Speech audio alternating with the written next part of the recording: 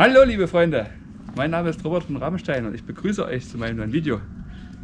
Ja, ihr wisst, vor ein paar Wochen habe ich hier schön das Dreibeingestell aufgestellt und heute soll es an den Test gehen.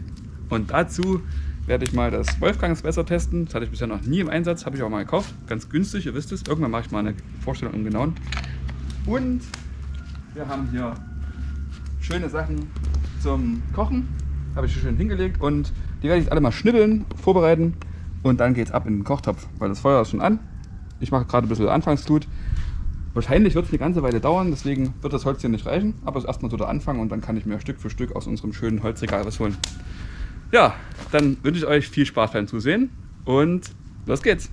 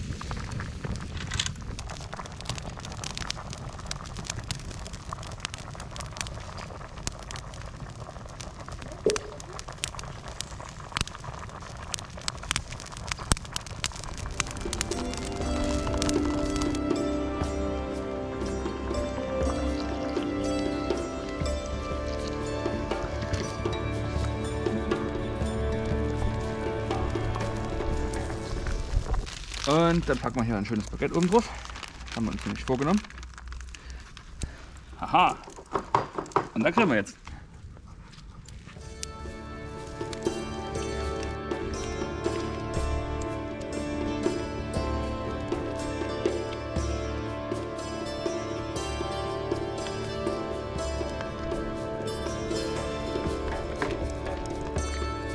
Das sieht fein aus. Richtig lecker. Es riecht vorzüglich.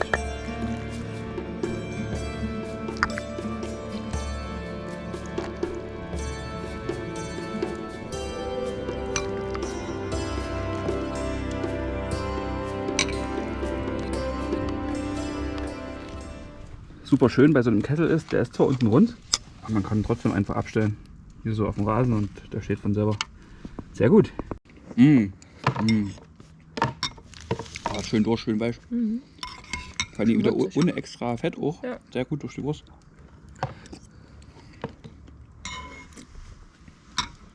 Oh, lecker. Mir schmeckt's. Ja.